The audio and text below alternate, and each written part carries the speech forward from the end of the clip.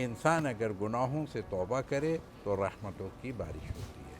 अगर आप लोगों के लिए रहमत का बायस बनेंगे तो अल्लाह की रहमत आएगी। आप लोगों के लिए ज़हमत का बायस बनेंगे, फिर रहमत को तलब करें तो ज़हमत करके रहमत नहीं तलब कर सकते, रहमत के ज़रिए रहमत को तलब करना चाहिए। ये एक बहुत बुनियादी सी बात है। हम लोगों के लिए बाइस ज़हमत बने हुए, कदम कदम पर ज़हमत है। मसलन रोड पे ही रोड सेंस नहीं है हमें। आज क्या है, रोड के ऊपर देखिए बेहतरीन रोडें हैं कराची की, दुनिया में जाइए घूम के आइए, आपको अंदाज़ा हो जाएगा कि रोड के लिहाज से कराची कोई बहुत चौड़ी रोडें हैं। लेकिन क्या है, हम एक दूसरे की सबकत ले जाने के लिए तंग कर देते हैं बिला वजह आगे जाके, जबकि खुला रास्ता रखे तो फिर क्या है, सब जल्दी जल्दी निकल जाएगा। और उसके बाद होता क्या है तमाशा, हाँ नहीं है ना? वो उसके बाद सब्र ना करके क्या होता है नतीजा, ये रमज़ान की मैंने कहा कि क्या रमज़ान में हासिल किया, क्या मैंने दूसरों को रास्ता दिया या दूसरों का रास्ता बंद कर दिया। घंटों ट्रैफिक जाम पड़ा हुआ, क्यों? इसलिए कि एक दूसरे के सामने आमने आके खड़े होकर फिर एक दूसरे का मुंह देख रहे होते।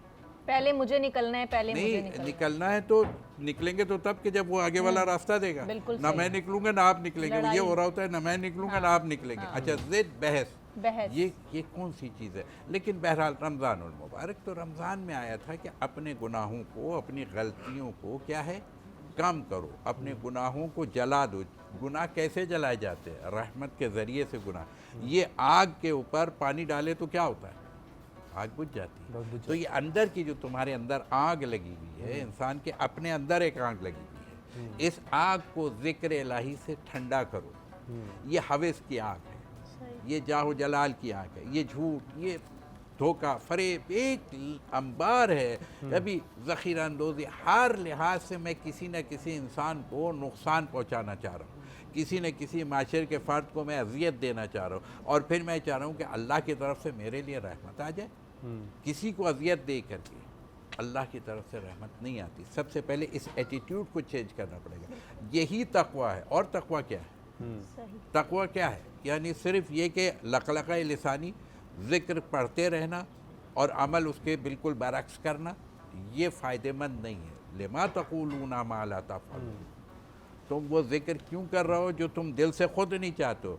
मैं अल्लाह की तो क्या है, अल्लाह को मान रहा हूँ, अल्लाह की नहीं मान रहा। मैं कुरान को मानता हूँ, कुरान पढ़ रहा हूँ, कुरान पर अमल नहीं कर रहा।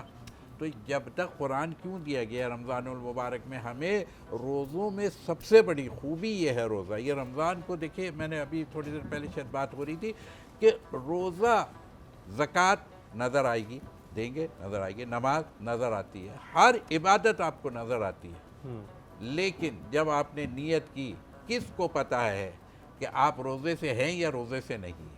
सही, किसी को नहीं पता है किसका रोज़ा है किसका रोज़ा नहीं है। पता नहीं कितने लोग हैं जो ज़ाहिर में रोज़ेदार हों और अंदर से रोज़ेदार ना हो, और किसी का लग रहा हो कि रोज़ा ही नहीं है लेकिन वो बेहतरीन रोज़ेदार हो।